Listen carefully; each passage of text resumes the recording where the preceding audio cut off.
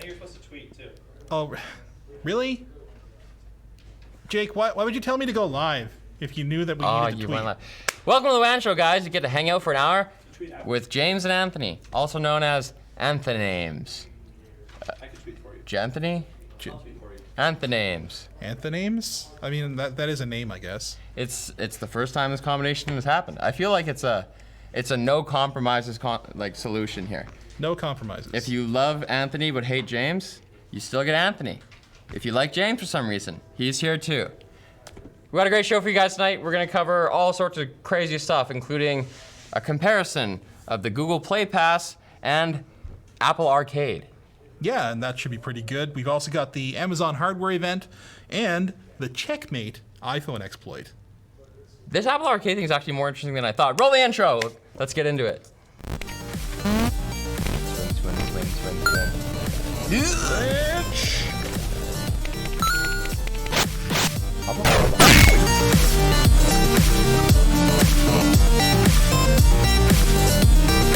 Ready.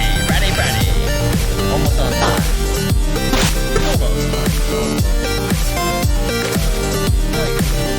See that? Vertigear. I'm in your chair. Savage Jerky. Displate. Cool. Oh my God. We're terrible. I think this is gonna be a good day. It's gonna be a good weekend. It's a Friday. Aren't we doing an actual video on this Google Play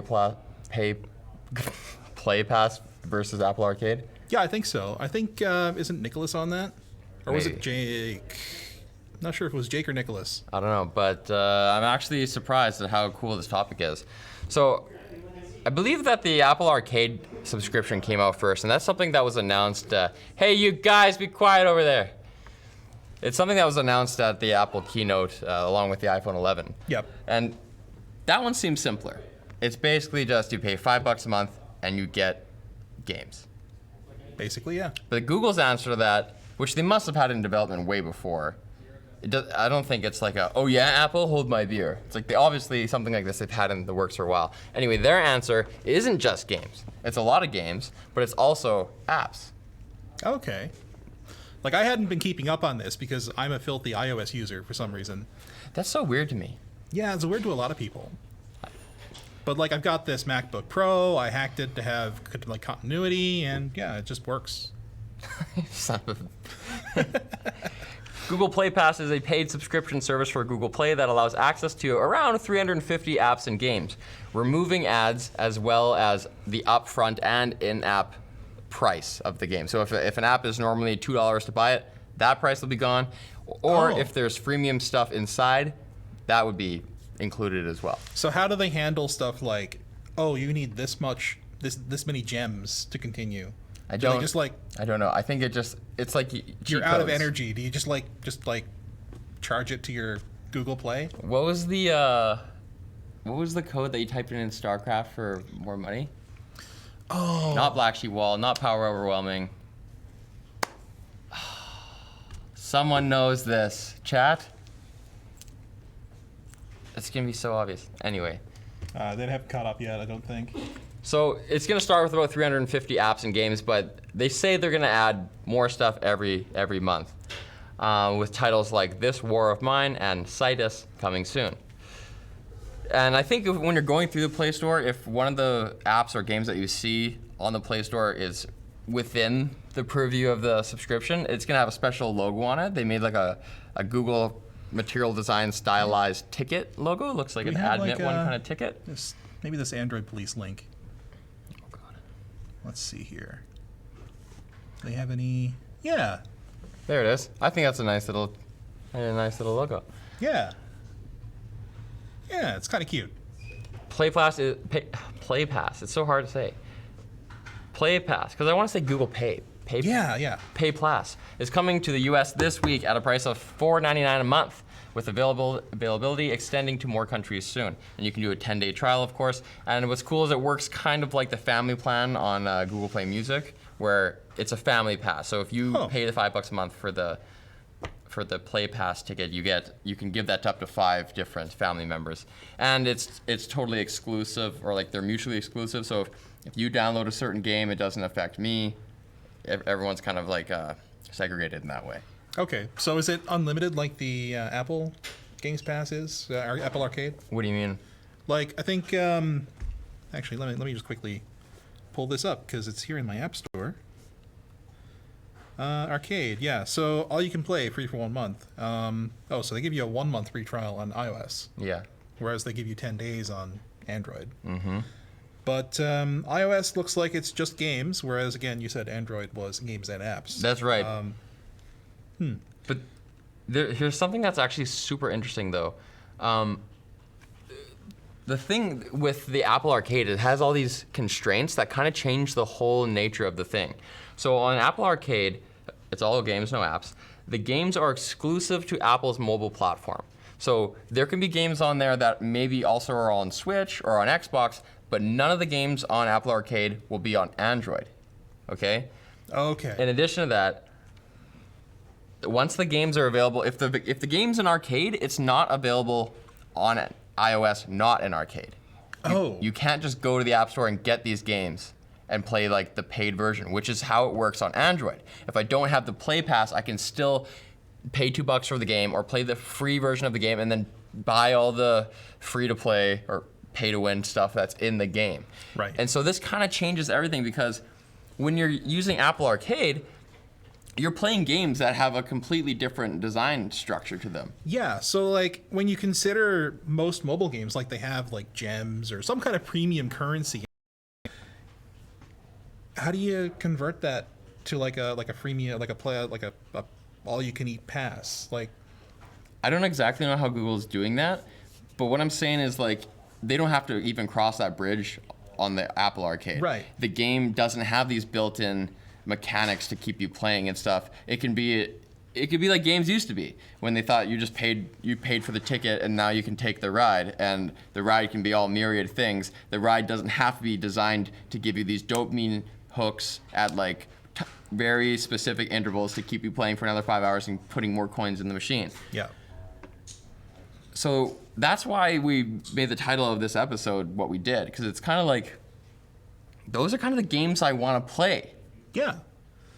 Like if they can make like a story-driven RPG or something that, you know, doesn't require any microtransactions, that sounds great to me. Like that's the kind of thing that's very rare on a mobile device.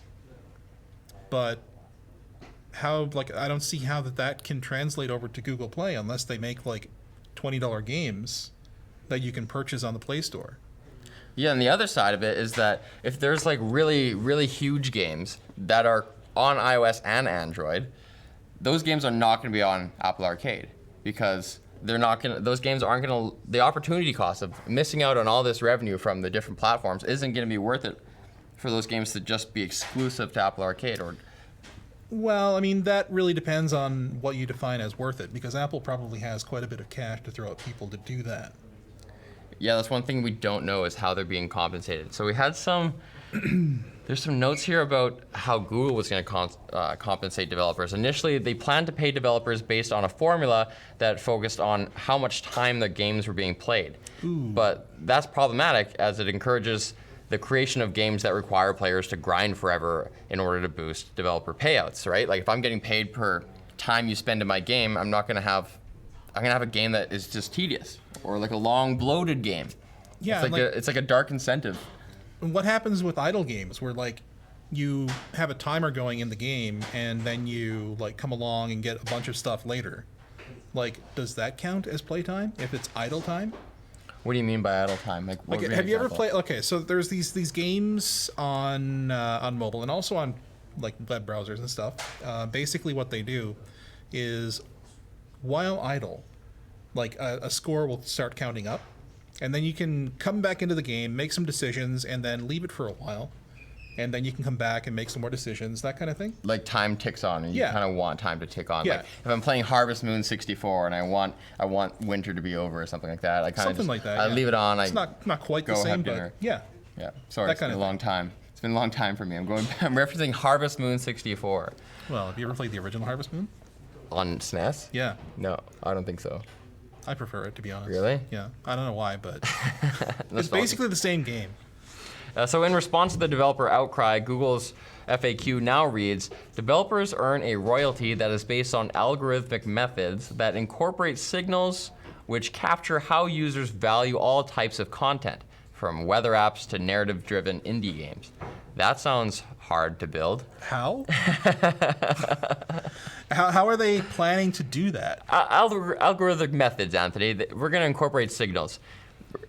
Like the same way that, like, did you see the tweet that I made earlier? I typed in iPhone 11 Pro on YouTube. Oh, that's what that was. Yeah. And it was like, oh, hey, you must be looking for the related content The Last of Us 2. Like, this is the algorithm they're going to Well, compensate did you click on developers it? Did you?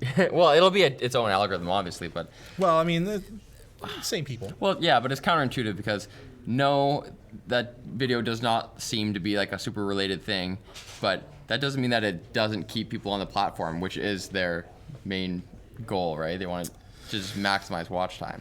Yeah, and satisfaction. I guess so. Like, maybe people who like the iPhone 11 Pro are, like, really big into The Last of Us. But were you in an incognito browser, or were you just on like our? Oh, it was on my browser, so like it might have been, but it said Specifically related, you? though. Yeah, Well, do you like The Last of Us? never looked it up. At least not on these computers. You'd probably love it. Probably. I just don't know it yet. I actually haven't played it. I don't know why. I think David loves that game. Should we cover this Amazon hardware now?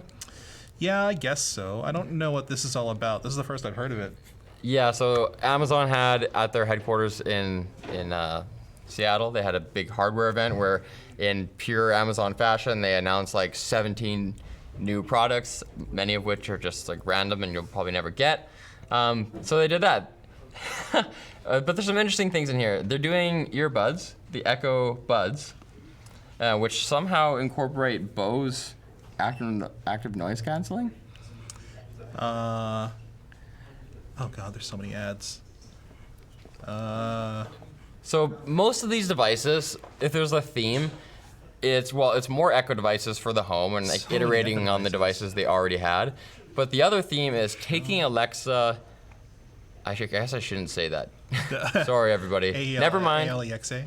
Taking the assistant out of the home and on the go with you. So that's the idea with the Buds, and it's also the idea with two kind of more novel devices, which are kind of interesting. A pair of glasses, which are prescription compatible, and they don't have a camera on them, they don't have a screen on them or any AR stuff, they just have Alexa built in. Dang it, I Wait. did it again. What? Yeah, Echo Frames. What? So they have Alexa built in. Like, what are you supposed to do with that? Is it paired to your phone or something? I don't think I don't know if the frames are paired to your phone, but I know that the Loop is paired to your phone. The Loop is the Echo Loop is a ring, and admittedly, it still looks pretty not normal. Like if I saw someone, That's pretty chunky. if I saw someone wearing that, I would know something was going I on. can't see that. Yeah. The ring, the Loop, Echo Loop, for $100, is an Alexa-enabled smart ring featuring two tiny microphones and a button for activating the device. It pairs with your phone, and it will vibrate to let you know when the assistant is listening, as well as when you're receiving a notification or a call. You can actually program one single contact onto the device and call that one contact. But apparently, you have to like talk into it and like put it to your ear to listen. But That's a little weird, but that kind of makes sense. Like, except, I mean, it's $100. it kind of is $100, but Wait, what? It kind of is. well, they have this like day one feature on their website. It's part of Amazon where they have these kind of startup-y kind of beta devices where they're only making a limited number of these things, and you kind of have to get invited, like given the option to buy it. And then you can give them their $100, and it's kind of like a big beta program. And then if the device Okay. is successful and they take your feedback, then they'll double down and make a bunch of these things, as they do. Yeah. Because like smartwatches exist. Mm-hmm. This seems like a big problem for them. because this is this is big. Like that ring, like that looks like it goes between two knuckles. Like it is huge. Yeah, your hand would not be flat on a table. Yeah, like that would be very inconvenient to wear, in my opinion. I don't know why they thought it was a good idea. Like maybe it'd be good for kids, but then kids would never get it on their fingers. So I don't know. I think they do offer a few different sizes of it, but I don't know. Like I don't use Echo. I'm not in that ecosystem. I use the Google Assistant. Yeah. If there were a Google Assistant ring, I don't think I would care to wear it. I don't think it does enough for me yet. But that said, I am super stoked that Amazon does do this. I'm stoked that they push out these like semi-useless products. I'm stoked that they make these like weird products like a microwave and everything, and that they just kind of shard out so many different things that maybe aren't the most polished. But I'm thankful because what it does is force the competition forward. Because now Google, like if this is going to be getting any traction at all, then maybe Google thinks, oh dang, it's time for us to make our glasses, or it's time for us to make our ring, and then Apple thinks it's time for us to make our glasses, and it kind of just makes everybody compete a little more, and then we eventually may get to the goal where maybe I can get a pair of Pixel Buds that don't pair to my phone, that have the Google Assistant, and the Assistant is advanced enough that I don't even need my phone. Like when smartphones came out, and still to this day, there's so many things that you can't do with them compared to a PC. The screen is super small. It's super inconvenient to use my smartphone screen to do a lot of tasks, but it's good enough to do tons of other tasks. And if the assistant gets better, if the assistant gets to the point where it can like, oh, you just got a new email from so-and-so, do you want me to read it? Sure. What's it say? Blah, blah, blah. And then I can reply to it, and I can do all sorts of things like that.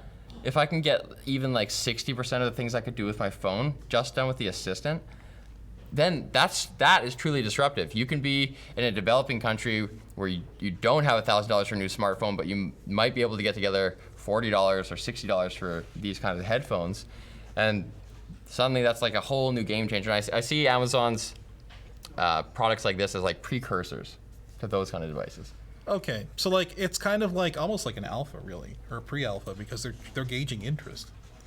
And to me, that angle makes sense, because when I think about it, it wasn't that long ago that smartphones required a tether to your computer. Like you had to like sync your contacts to your computer, you had to sync your music, your photos. You couldn't actually like fully use your smartphone without your computer. And Now- even iPhones, when they first launched, needed iTunes Yeah. for everything. Yeah, iTunes required iTunes, like iTunes iPods. iPods and iPhones required iTunes. Up until I think, was it the 4 or 4S? Maybe it was the 5. Was it that long? Well, I think the first intermediary step was that iTunes came out for Windows. Yeah, and then you could use your iPod with Windows, because previously it was a FireWire Mac device, which I think you can also use on Windows to this day if you have a FireWire card, which is actually kind of cool. But yeah, like it used to be that you did not have an independent device other than your computer. Your computer was like the hub that everything plugged into. But the more devices like this become independent, yeah, the broader the accessibility becomes for everybody. Mm-hmm. You know, in not even just in the first world, but like the third world as well. Well, I think is weird though is it's to me I don't have a lot of appeal for the Echo devices because, and I mean I don't use it, and I'm sure this is a narrow view of it, but to me it seems like it's shopping focused. Yeah. Like Google's goal is to deliver their main product, Google, to you, and that's answering questions, like helping you query and sort information. Whereas Amazon's goal is to sell you stuff. So like, I'm not that interested in this ring that helps me order new toilet paper when I'm out and about. Oh, you don't want one of those Amazon, what were they called? The buttons? The buttons? The dash button? Yeah, the Dash, the Amazon Dash. I don't know. That was such a great April Fool's joke. I don't know. I know maybe it's just because I came to Canada later. I have a couple friends that have Echoes, but Yeah, the Google ecosystem is more, let's say, robust at this point. IMO. Amazon does push it forward in other areas earlier than Google, though. Like they acquired Ring before Was it before that Google got Nest? It was certainly before. I think it was before. It may not have been before they actually acquired Nest, but they were doing stuff with the Ring before Google was doing anything with Nest. Because it was only in the last hardware event that they unveiled all those integrated like Nest and Assistant in one box kind of things. And it seems like they're heavily subsidizing that stuff too, which is helping, I think, for adoption. Well, there's no way like anyone else would sell these like the Ring for $100. Oh, it's not. Yeah, I that wonder how cheap. much technology is actually in that little ring. I know. Well, there's speakers and microphones, and haptics, and a button, and Bluetooth, obviously. Haptics is tough to get in that small of a form factor.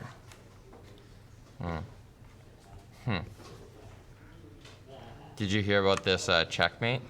Oh yeah, it reminds me of well, actually, it reminded Jake first, but it also reminds me of that the Green Poison exploit back during the it was back in like the 2010s, sometime like 2010, 2011, somewhere around there. It was an unpatchable jailbreak that yeah took advantage of some flaws, and that's exactly what's happening here.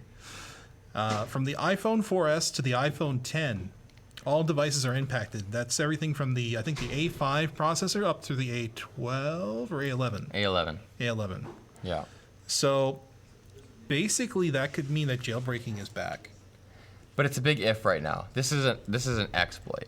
Right. It's an exploit, and we don't know if this exploit is going to develop into actual jailbreaks. That's true. It all depends on what the exploit is capable of doing. If the exploit can actually enable unsigned code to execute, then all bets are off. That is absolutely 100% the case. That's how the Nintendo Switch got hacked. That's how the Sony PS Vita got hacked. PSP got hacked. They found a way to run unsigned code, and they ran it. The PS3 got hacked in a different way, but that's, well, I mean, it kind of both ways. So Yeah. backing up a bit here, a newly announced iOS exploit could lead to a permanent, unblockable jailbreak on hundreds of millions of iPhones, according to researcher Axum X, who discovered it. So most generations of iPhones and iPads are vulnerable, from the iPhone 4S on an A5 chip to iPhone 8 and iPhone 10 on the A11 chip. The Apple patched the flaw in last year's A12 processors, though, meaning that iPhone 10s, 10R, and the 11 and 11 Pros from this year will not be affected. So this exploit is called Checkmate, with an 8 in the name, and it's a boot ROM vulnerability, which gives hackers deep access to iOS devices, because this is the code that runs when you boot up. It's the first code that runs. You can't change this. You can't patch this with a firmware update. Yeah, so if you can gain access to the boot ROM at a low level, no matter what that boot ROM is, then yeah, you have control of the system. But you have to do this with a hardline plug-in, right? Like you have to have a USB plugged in? Or? Yeah, probably. There may be an alternative. I don't know exactly. I don't think they say. Yeah, it's a tethered exploit for now, meaning that it can only be triggered over USB, which means that each time you restart your device, you'll have to re-trigger the jailbreak. Oh, really? Yeah, that's what a tethered jailbreak means. It was kind of a bummer back when I was like jailbreaking iPhones, and I think it's a big reason why people stopped doing it. That and the fact that Apple has actually been adding more and more of that jailbroken functionality that people have come to expect from, well, their jailbreaks. But like, I think it got to the point, didn't the Cydia store shut down? I thought it did. So, okay, hold on a second. The guy who did this, or the group who did this, a lot of people would think that part of this is immoral. I can imagine Steve Jobs saying, like, this is our property and you guys are ruining it and you're making the iOS experience like worse for everybody. But they actually have their own kind of rationale of why this is better for everybody. They said that this will make iOS better for everyone because jailbreakers and tweak developers will be able to jailbreak their phones on the latest version, and they'll not need to wait around. They won't have to stay on older iOS versions waiting for a jailbreak, and for that reason they'll be safer. Yeah, there are security implications of using older versions of iOS. The thing for me, though, is that my iPhone 6s Plus is not going to get iOS 14. But if I can stay on iOS 13 and this processor is vulnerable, then what I can do is I can jailbreak this and add features that are later added to iOS. See, Apple wouldn't like that because then you're removing one incentive for you to upgrade to the next device. Right, and right now there are very few. Watch the review. Nick's here. Hey. Hey, Nick. Skirt. You guys have stuff on the other side. Did you Stuff guys on the- tell everybody about the good news of LTTstore.com? LTTstore.com, what's that? Wow! So we're launching a new shirt today. Did you talk about the new shirt that we're No, launching? not We yet. have not. Where's we your have, new shirt, James? Oh, here it is, right here. Oh, I'm supposed to wear this? Oh, I mean, theoretically, that's yeah. why it's here. That Oh, would be the what size was assumption. this one? Was this a small or medium? This is a medium. Yeah, that would not fit on me. So we're launching new design GPU. Woo! We'll have another new design theoretically next week as well. So just so you guys know, and then we're also running. I heard there's a sale. Is that yeah, live we're, yet? we're running the final Elemental promo. So if you remember the last time we did it, 4 for 50. We are honoring the same deal, 4 for 50 Elemental t-shirts. It gets automatically applied to your order when you add 4 Elemental t-shirts of any size and / or color to your cart. Okay, Oh, so you yeah, don't need a there's the promo GPU code or shirt. anything. You just Just automatically. 4, put 'em in the Select cart. 4, put it in. Get them while they're hot. We had a similar number available last time, and it lasted less than 8 hours, I think. So Really? Get them while they're hot. Ha ha ha. Okay, bye. there he goes. Okay. I guess we don't have any photos on the site yet of the GPU. You can't tell that was you a can, Naruto run. You can. Now everyone's doing it. Yeah, we're gonna get the photos up very soon, but they can see them here. Yeah. Ha haha. ha ha. Yeah, we took photos today. I was Looks wearing pretty this. I don't get to keep one.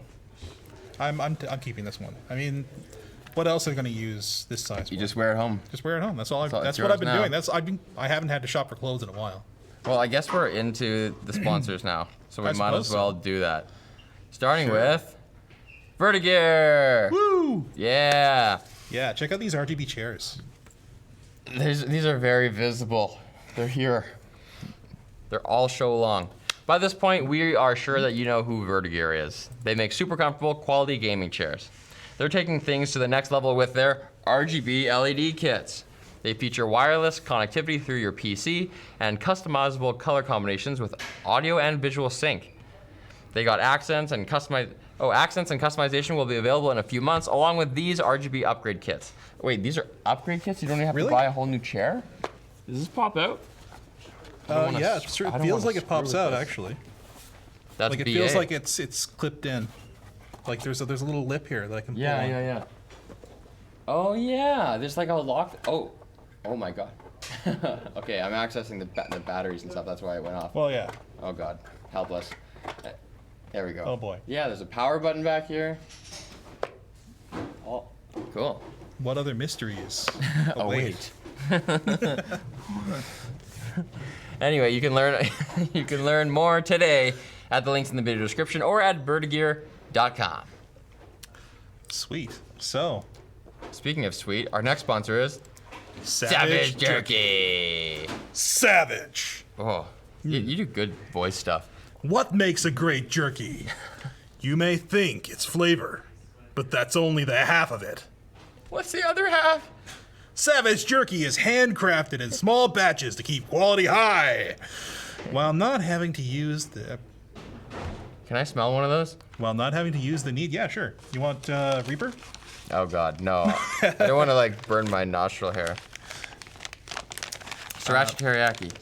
Yeah. So without having to use any nitrates or preservatives to create the jerky, they've got 13 different flavors from their sweet teriyaki That's to this the one. No, it's not. intense, spicy Carolina Reaper. I actually, I've got some of this at home. My partner actually, straight up, 100% loves this stuff, but needs to get gloves to handle it. Like, she can handle it in the mouth, but like doesn't want to touch her eye later. Oh yeah, Oh god. yeah. So that's happened, and yeah. Well, let's also just say that it's just as spicy on the other side. But Yeah. Don't scratch your butt later. yeah, it is absolutely ridiculous how spicy that is. So yeah, they've got 13 different flavors. They also make hot sauces, including this nice Reaper sauce, which yeah, she's tried this as well, and it's actually really good. You don't do hot? When stuff gets too hot, I'm like kind of there, but kind of not. What Like, about this one? Give that a sniff. Oh yeah, that smells It pretty. doesn't smell spicy, Good. It smells sweet. It smells like the maple buffalo bacon. but it's sriracha. Huh. Put it in there. Oh yeah. Maximum. No, that's pretty Maximum heat level. Holy cow. Sweet. Have you ever had that? I don't think so. Have you ever had anything with Reaper in it? I think so.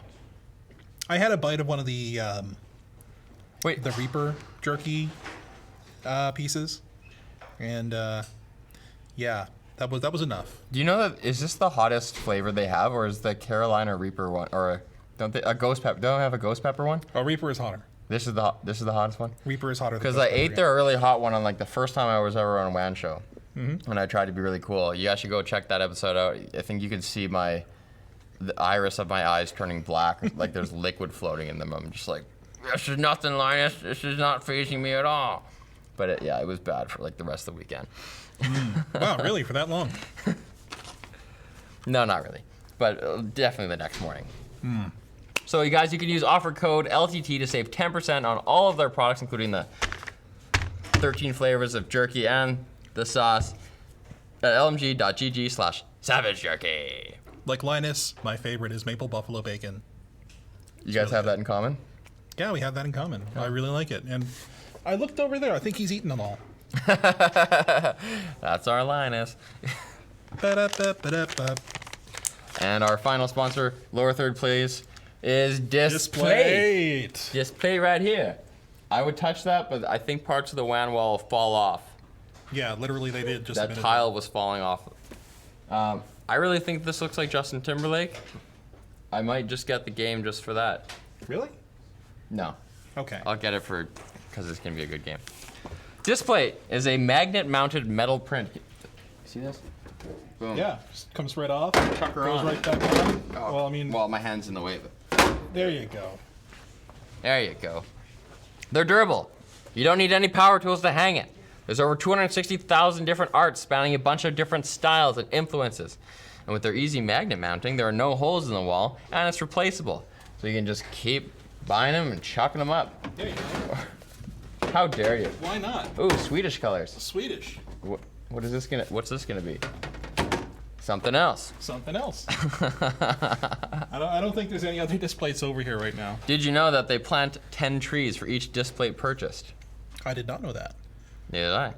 I don't see why they need to, because they're not made of wood or anything. Why not? Sure, they should plant like 10, I don't know, Plant 10 aluminums. 10 aluminums and 10 magnets. 10 magnets. They partnered with CD Projekt Red to create Cyberpunk 2077 prints, as you can see here. So head to our link below and use code LTT to save 15% today. Today. Sunday, Woohoo. and Monday. All right, and that is it Monday. for sponsors. Let's get back to the good stuff. Boston Thank you, Dynamics is selling their Spot robot now. Oh god, they're selling something now? Okay, they're leasing the Spot robot. Do you know which one Spot is? Isn't that the dog one? It's the small dog one. Okay. It used to be called Spot Mini. Now it's just called Spot. Oh, okay. So they're leasing them, and only to like hand-picked companies, because I think they have limited quantities. You can't just. I don't think we could get one if we just wanted one. That sucks. Yeah. But what possible utility could they have? Why would they be leasing them? Yeah, I think it's not for everybody. Like when you watch their robots on YouTube, you're like, holy cow, it's doing backflips. This thing can do anything. But in reality, like you're not seeing all the outtakes of when it falls over, or all the humans that are in the background helping out. So there are very specific use cases, but those use cases do exist. These robots can't do everything for you, but they can do certain things really well. So in the case of Spot, one example I read about was like, let's say you're a site inspector, and once a week Okay. you go to like a construction site and you make sure that everything is laid where it's supposed to be. With a Spot Mini, that thing could just patrol the site every day. And once the area is mapped, it can actually detect changes.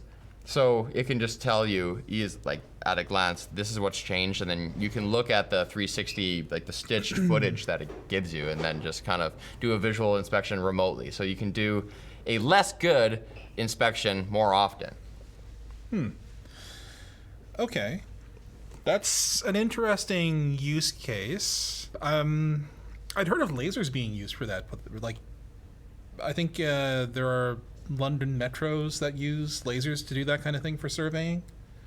But I guess you can't really do that for everything. Well, I guess that would require, that's a human has to set that up every time then, right? Well, they're permanently installed, I think. Oh, okay, okay. But at the same time, that is a permanent installation, and And it's a contained, like, static environment. yeah. So like if you're looking at things that change over time in an environment that is like by definition always changing because it's like a build site or something, Yeah. then yeah, maybe. I mean, the fact that it can actually navigate as well. Yeah, so it's like kind of autonomous. When you first get it, you have to control it with a remote control and walk it around the area to map the area. But then I think once it's mapped and its parameters are laid out and it's walked around it and gone up all the stairs and everything, after that, then it can walk around autonomously and do all the remapping itself. And of course, they're famously good at going over uneven terrain, and like if the thing gets knocked onto, like turtled onto its back, it can still like wobble its legs and right itself. And if it trips on stuff, so that's pretty BA. Well, apparently Cirque du Soleil is looking at it. It might incorporate them in some of their shows. Why? Like, have you been to Cirque du Soleil? Actually, no. They usually have like comedians, like clowns, walking around amongst the audience. I could see them doing something like that with it. Obviously, it's not gonna be doing backflips. Stereo cameras. I think it has 5 cameras to begin with, like that all of them get, because there's different models. They say that that it costs about as much as a car, but cars have a huge range, and so do these. So it depends on the options you get. I wouldn't specifically say that the operating environment information here is especially impressive. IP54, I mean, Yeah. it's less than a phone from 5 years ago. Yeah, like it seems like, well, I mean, then again, there's a lot more moving parts. So I guess that is impressive. Payload capacity 14 kilograms. Applications. Okay, here we go. Construction, oil and gas for what? Inspect facilities? So Public safety. each one comes with 5 pairs of stereo cameras positioned around the machine. Okay. Its front cameras scan the ground ahead for obstacles and decide whether to climb over them or to dodge them altogether. So as I understand it, if something is 30 centimeters or a foot or less, then it'll mount it and go over that way. But if it's larger than that, then it just walks around. And there's a pretty kick-ass looking controller. Almost looks like a Sega Game Gear or something like that. It's got a big screen on it, and you can look through the screen. It shows a feed from the robot's forward-facing cameras, and you can send the machine to different waypoints. I guess it's kind of like looking at Google I guess Street that View. would be here in the video here. Let's see if that shows up here. It's 2 minutes long, so maybe Yeah, the video is mostly just this thing walking through various sets. It looks like a pretty involved video, honestly. Looks expensive. That's clearly CG though. 3 miles an hour. 90-minute runtime. That's pretty good. Because I thought that their other robots, like Atlas, only were ripping around wirelessly for like 15 minutes. And you can swap the batteries out. God, I can only imagine how much they charge for one of those batteries. Oh. Yeah. You can add additional sensors on its back, like LiDAR laser scanner for mapping an environment in high detail. And then that's obviously an add-on, that weird Yeah. dinosaur neck thing. Yeah. That'd be But can they? I don't think they can interact like that though. I don't know. Like, can one hold the door for another? They've done it. They've done it in their presentations, like in their YouTube videos. But that can be just pre-rendered, as it were. You know, they could have just pre-programmed that activity. I don't know if they're like aware of each other to the extent that they could solve problems like that. I imagine they are not, but come to think of it, it wouldn't be that difficult, would it? Well, but they'll be like most clients would probably just want one. So if you have limited ability to invest your time on like building out certain features, you're probably going to focus on the features on making one of them better. And like the team-based stuff, I would think would come like in V2. Oh man. You see, you buy these things to make your business more productive, but then everybody wants to look at it. Yeah, and then they become a pet. Like, look at this. Look at this. Isn't that adorable? It's cute.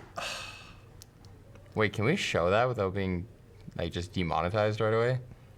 I don't know if you can like just watch videos on your stream. I know lots of other channels don't do that. Well, I mean, The damage is done. I don't know. It's an advertisement, guys. It's a thing we're looking at. We were looking at the website first. We can. It doesn't matter. Let us help you show your ad to more eyeballs. Don't content ID us. Sony launches online PlayStation storefront for hardware and accessories. Oh. Yeah, you can buy hardware, Sony PlayStation hardware, directly from Sony now on their same store. It honestly feels a little bit strange that that hasn't been possible. Yeah. Till now? You would think that they would have done that like as soon as they had the internet.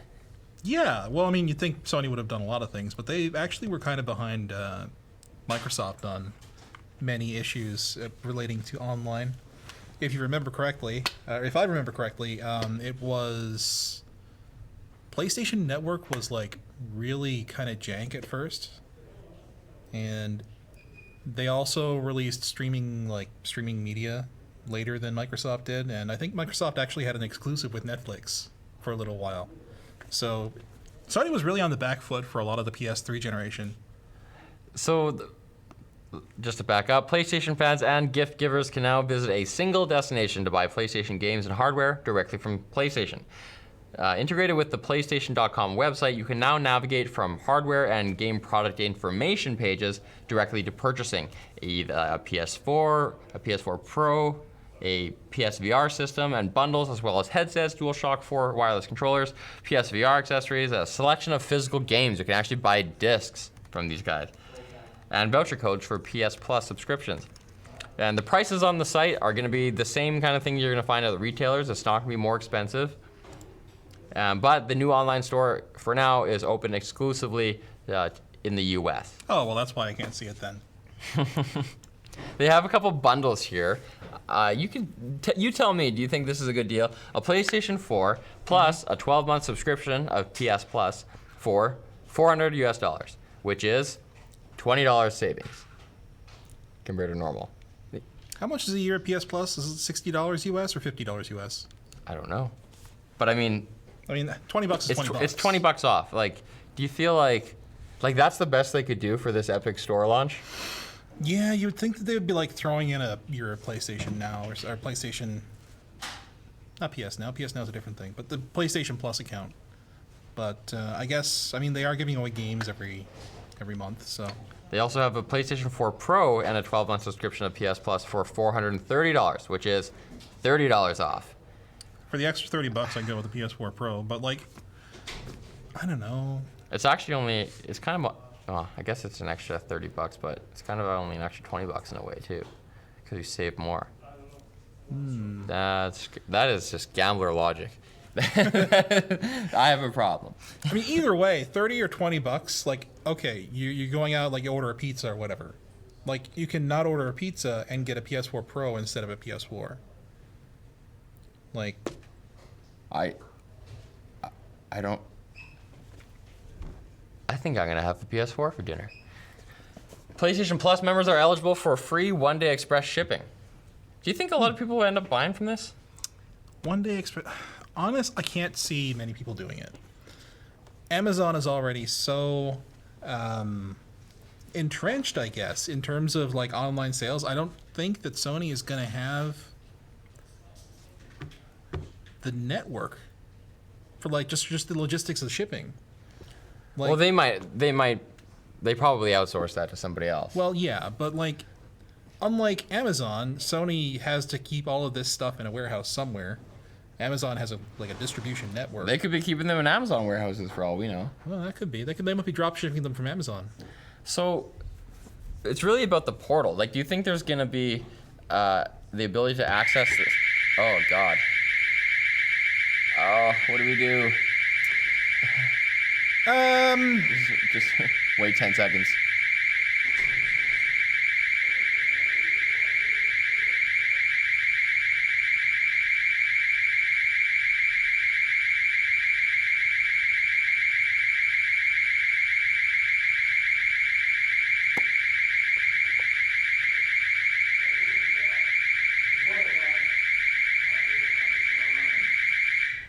Yay! The lost minute of WAN show. Well, Is there going to be a link in the store, or from the PlayStation, from your PlayStation HUD, dashboard, on your console? If it connects directly to the store and it's displayed in a really user-friendly way, they could get a lot of direct sales that way. I guess oh hey, I'm looking at downloading this game and it's got VR support. Oh hey, here's the link to the PSVR. Oh hey, I can just buy that and have it tomorrow. Mm-hmm. That sounds pretty neat. But is your auntie getting you a Christmas present going to use PlayStation.com, or your partner getting you a gift? No. Although it's maybe gift cards could be a good place to get gift cards. Yeah, it would be like, hey auntie, instead of going to Best Buy or Walmart, can you get me a PlayStation Store credit card? I want the credit on the PlayStation Store. I don't want to go to Best Buy. Maybe they'll have when you're at the drugstore and there's a wall of gift cards. Yeah. Maybe they'll just have their own right there. Well, they have PlayStation Store cards like that. Mm-hmm. That you can load. I'm pretty sure you can load value on. Well, if it's the same store, then you'll just be able to use that Yeah. towards hardware. It's just they need larger denominations because you're buying hardware. $400 Yeah. ticket. It's maybe you get a $500 PlayStation Store card and you can just buy a PlayStation. Mm-hmm.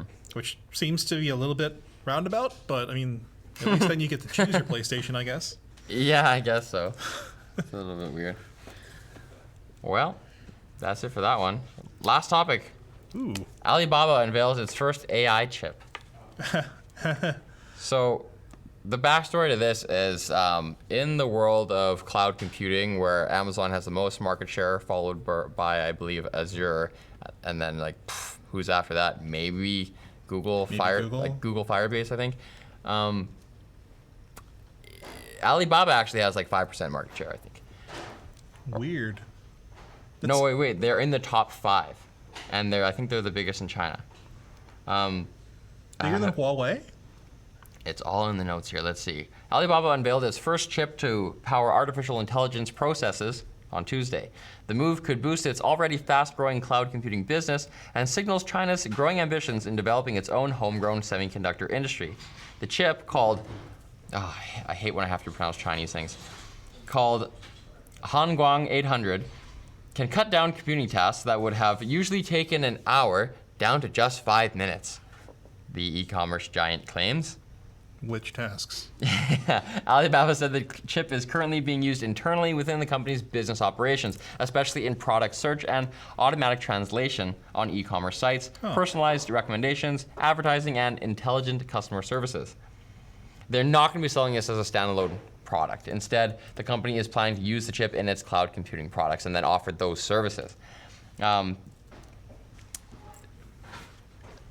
trying to find I know I have I thought I had the market share things. What I do have is that Beijing highlighted semiconductors as a key area of the Made in China 2025 plan that they rolled out recently, or in the last couple of years.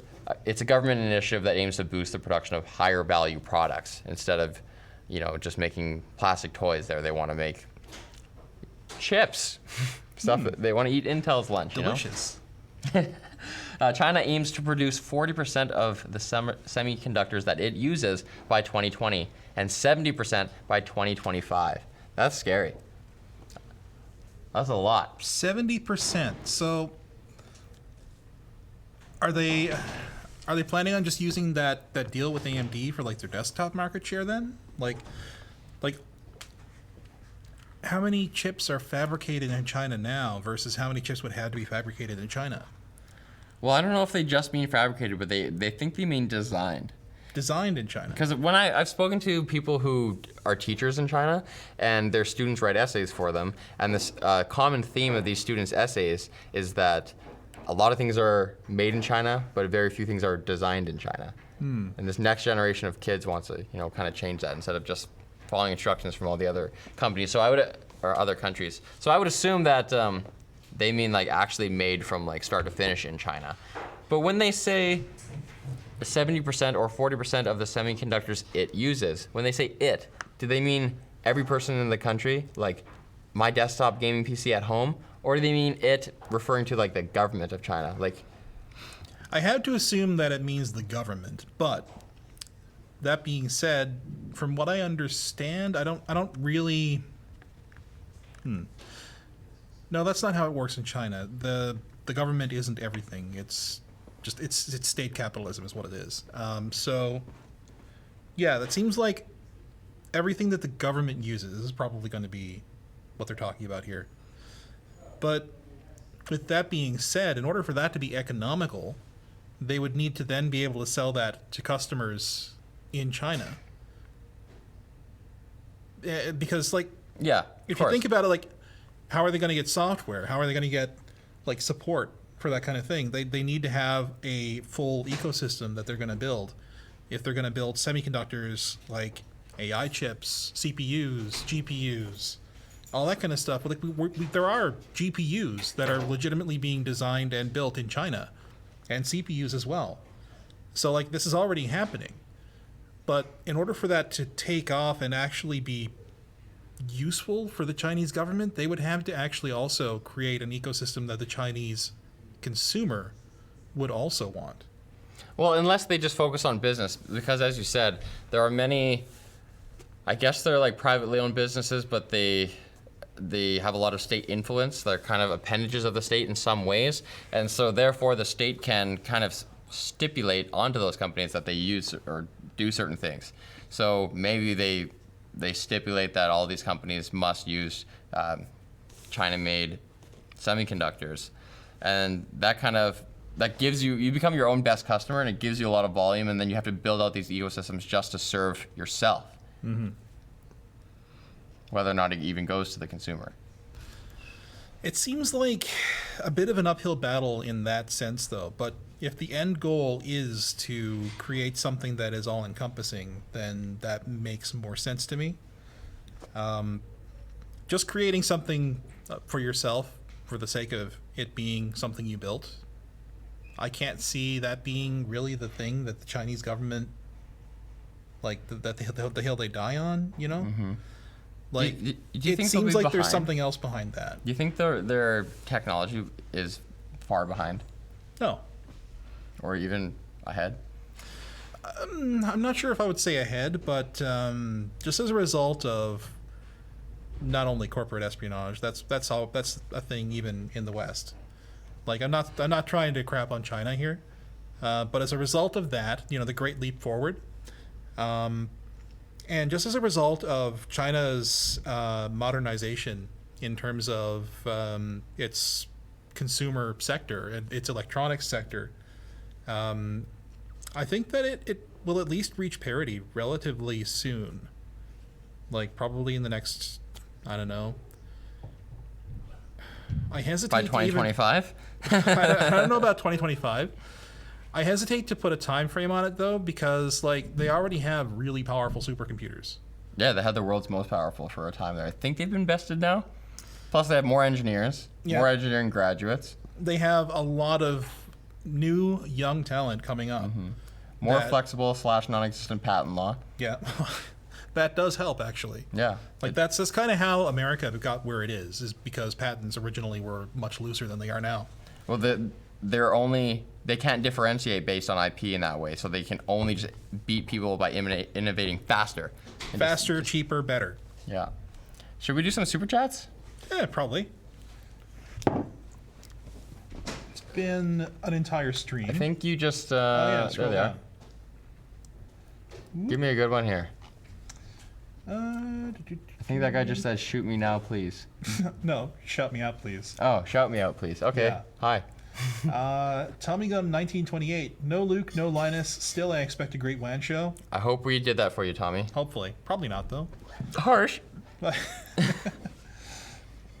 Folding Mouth shout out, please. Oh, Folding Month. please. Sweet. Oh, Folding Month. That's Ben Quigley. It's the time of folding.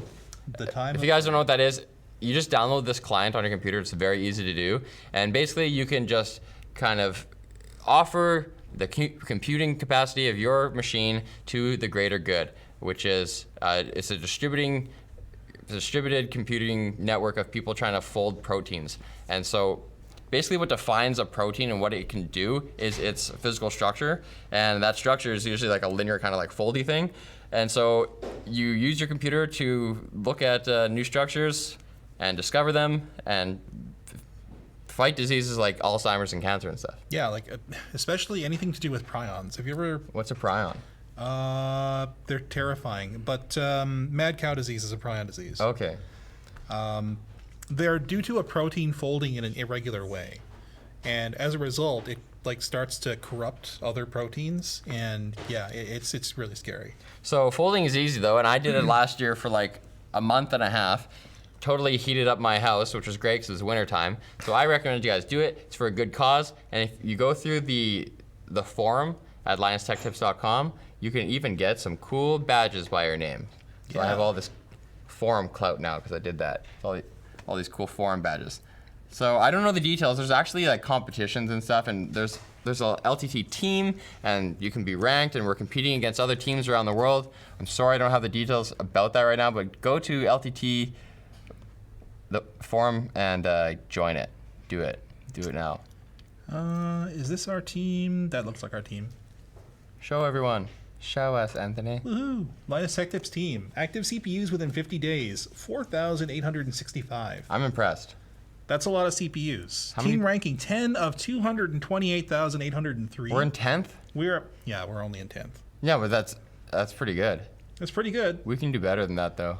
Let's see. Oh, hey, there's Ben Quigley. He's the guy who actually Yeah. shouted this out. Yeah, nice. Nice.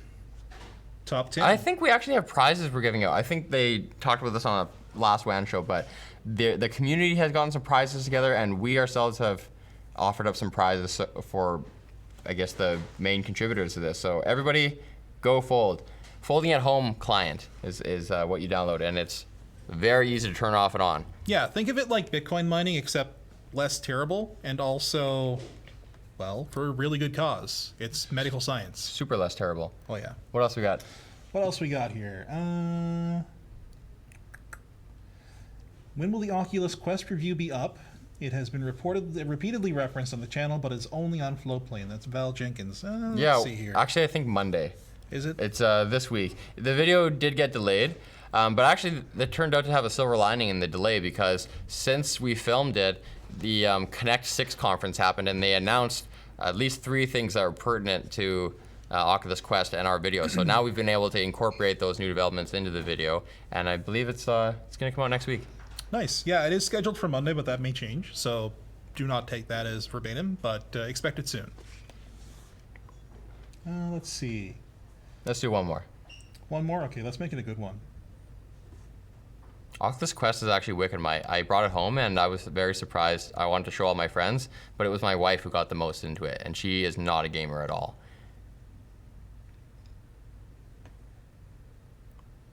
All right, lay it on me. Okay, Tech Revamped says, if you have the smart home and everything else you can buy into the system now and be... Wait. Is this like an would you rather, like a hypothetical? This, I don't even know what this is, actually. I thought this was something different. If you have the smart home and everything else, you can buy into the system now and be better off with later gen. Oh, how? Like, is this a question? I don't know. Moving on. Yeah. Sorry, Tech. For some listening to WAN show on headphones, alarm headers, my eardrums, listen and learn. That was Stephen Willis. If If Yeah. the moon was made out of cheese, would you eat? The Klipski. I would eat. Yeah, why not? Yeah. Would you think that it would be a hard cheese or a creamy cheese? It would probably be creamier at the center. It seems like a hard cheese. It'd be mostly hard cheese. But the divots on the moon, the craters, kind of look like those dimples, like Swiss. Maybe a little bit, yeah. So that's kind of softer. It's kind of got that kind of white gray. Not really.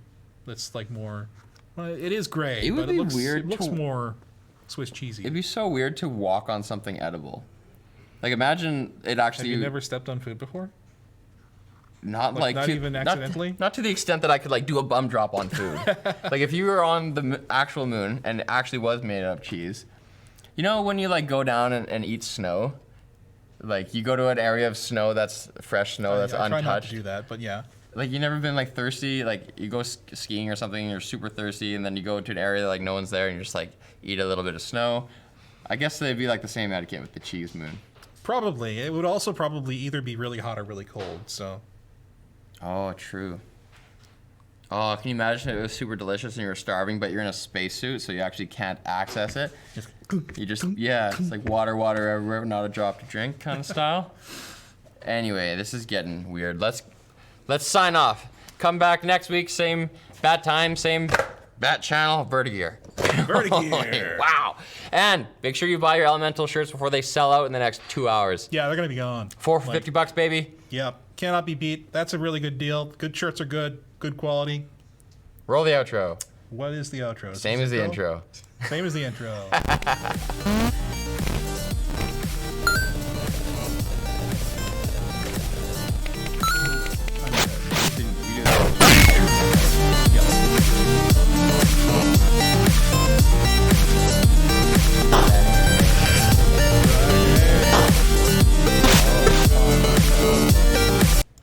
Vertigear!